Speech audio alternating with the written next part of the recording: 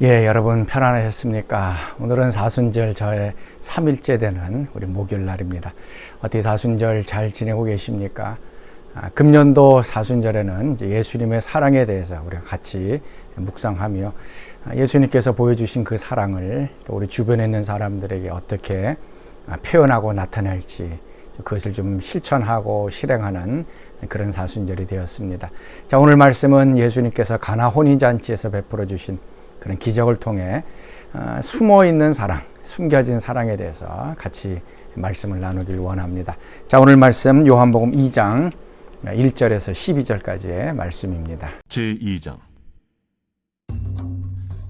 사흘째 되던 날 갈릴리 가나에 혼례가 있어 예수의 어머니도 거기 계시고 예수와 그 제자들도 혼례 청함을 받았더니 포도주가 떨어진지라.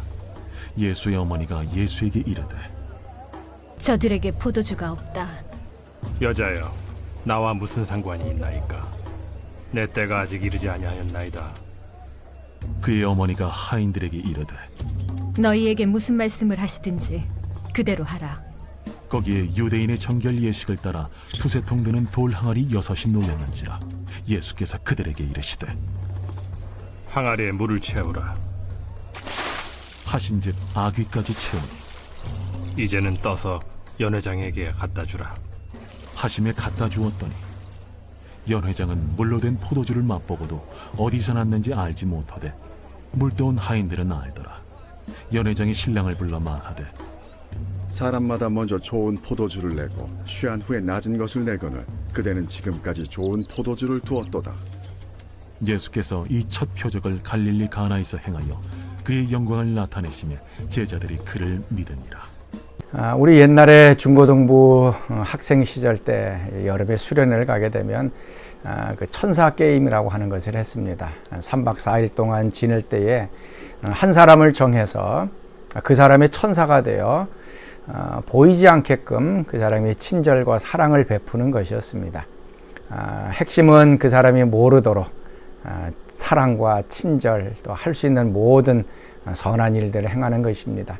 물을 떠다 주기도 하고 또 안마해 주기도 하고 여러 가지 것들을 통해서 그 사람에게 내가 할 수 있는 모든 것들 이제 숨어 있는 상태에서 하는 것입니다.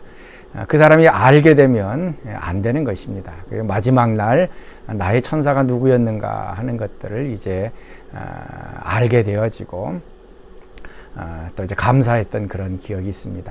자, 오늘 말씀은 가나 혼인잔치에서 예수님께서 첫 번째 표적을 보여주시는데 가나 혼인잔치에 대한 여러 가지 우리 해석과 적용이 있습니다. 오늘은 특별히 예수님이 보여주신 그 숨어있는 사랑에 대해서 같이 말씀을 나누려고 합니다.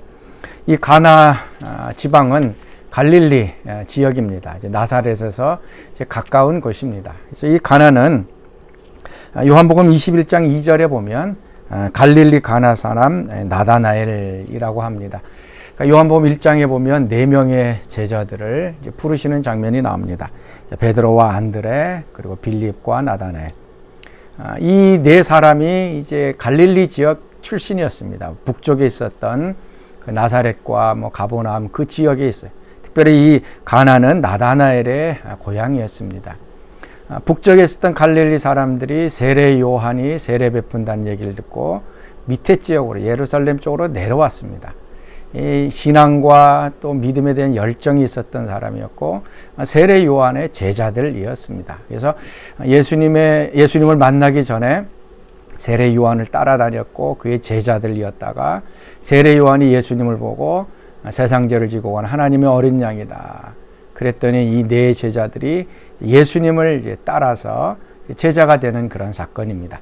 그래서 베드로와 안드레, 필립과 나다레는 처음서부터 예수님의 제자가 아닌 이 세례 요한의 제자였습니다. 이 4 제자를 만난 사건이 1장에 나오고 이제 2장에서 이제 가나 혼인 잔치가 벌어졌습니다.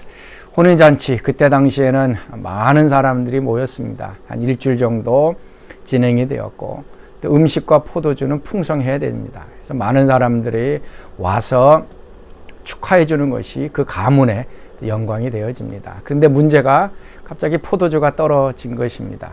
그때 예수님의 어머님이 와서 포도주가 떨어졌다라고 얘기하자 예수님께서는 아직 내 때가 이르지 않았습니다 라고 얘기합니다. 그리고 어머님은 그 하인들에게 예수님이 시키시는 대로 해라. 그랬더니 이제 7절 말씀에 예수께서 그들에게 이르시되 항아리에 물을 채우라 하신즉 아기까지 채우니 이제는 떠서 연회장에 갖다 주라 하심에 갖다 주었더니 연회장은 물로 된 포도주를 맛보고도 어디서 났는지 알지 못하되 물떠온 하인들은 알더라. 지금 신랑과 그의 아버지는 위기의 상황에 몰렸습니다. 체면이 깎이게 되었습니다. 많은 사람들이 초청이 되어 왔는데 포도주가 떨어졌으면 그 집안의 수치가 됩니다. 어떻게 해결할 수 있는 방법이 이제 없는 상태에서 예수님께서 그 문제를 해결해 주십니다. 물이 포도주로 바뀌어진 이 새로운 포도주를 맛보고 연회를 주관했던 그 책임자는 신랑에게 와서 처음서부터 좋은 포도주를 냈는데 나중 것이 더 좋다라고 하지만 어디서 났는지 알지 못하였다라고 얘기를 하고 있습니다. 어떻게 보면 예수님께서 비밀스럽게 그들의 문제를 해결해 주었습니다. 그리고 나서 마지막에 보면 11절 말씀, 예수께서 이 첫 표적을 갈릴리 가나에서 행하여 그의 영광을 나타내심에 제자들이 그를 믿으니라.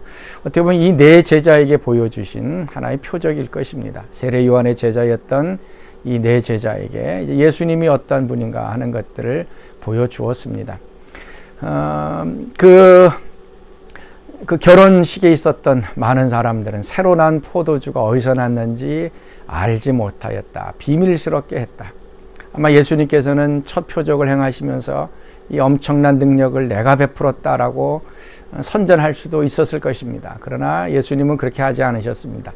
또 예수님의 그 사역에 보면 맹인이나 귀신을 내어 쫓은 후에 간혹가다 이것을 비밀로 하라. 아무에게도 알리지 말라라고 하는 명령을 하신 것을 보게 됩니다. 어떻게 보면 병난 거 소문내고 다니면 예수님에게 더 좋을 텐데 예수님은 그거를 알리지 말라라고 하면 비밀로 행하셨던 것을 보게 되어집니다. 자, 오늘 이 가나 혼인잔치에 물로 포도주를 만드는 이것은 예수님의 비밀스러운 사랑이 담겨져 있습니다. 여러분, 사랑이라고 하는 것은 눈으로 볼 수가 있습니다. 사랑하게 되면 밖으로 분명하게 그 모든 것들이 드러납니다. 로마서에 있는 말씀처럼 예수님께서 우리를 사랑하신 것은 십자가에서 우리에 대한 자기의 사랑을 확증하셨다라고 분명히 말씀하셨습니다. 하나님 우리를 사랑한다는 것은 예수님의 그 십자가에 분명히 나타나 있습니다. 이건 부인할 수 없는 하나님의 보여지는 사랑입니다. 그렇지만 또 보이지 않게끔 우리에게 계속적으로 사랑으로 다가오시는 하나님의 손길, 예수님이 손길이 있다는 것입니다. 자, 오늘 하루 예수님께서도 이 공경에 빠져 있는 사람에게 그것에 벗어날 수 있는 그 방법으로 사랑을 표현했습니다. 오늘 하루 우리 주변을 살펴보시면서 어려움 중에 있는 사람, 아니면 체면에 지금 손상이 가 있는 사람, 아니면 어떻게 할 줄 몰라 어쩔 줄 몰라 하고 있는 그러한 사람, 아니면 슬픔 중에 있는 사람, 어려움 중에 있는 사람, 그들에게 오늘 좀 비밀스럽게 다가가서 숨겨진 하나님의 사랑으로 그들을 좀 보살피는 그런 하루가 되었으면 좋겠습니다. 나중에 그 사람들이 알 것입니다. 그렇지만 지금은 알지 못하도록 감춰져 있고 숨겨지면서 우리에게 있는 그 하나님의 사랑을 표현할 수 있는 오늘 귀한 하루 되시기 바랍니다. 자, 우리 같이 기도하겠습니다. 하나님 감사합니다. 오늘도 우리에게 향하신 하나님의 그 크신 십자가의 사랑을 또 보여주시니 감사합니다. 부인할 수 없는 십자가에서 우리를 위하여 희생적인 사랑으로 구원해 주시고 사랑해 주신 것 감사합니다. 또 보이지 않게 우리의 매일의 삶 속에 또 역사하여 주신 것 참으로 감사합니다. 오늘도 그 하나님의 사랑을 힘입어 살아가는 저희들 되게 하여 주옵소서. 또 우리 주변에 또 어려움 중에 있는 사람들을 향하여 또 비밀스럽게 사랑하는 또 오늘 복된 하루 되게 하여 주옵소서. 예수님의 이름으로 기도하옵나이다. 아멘.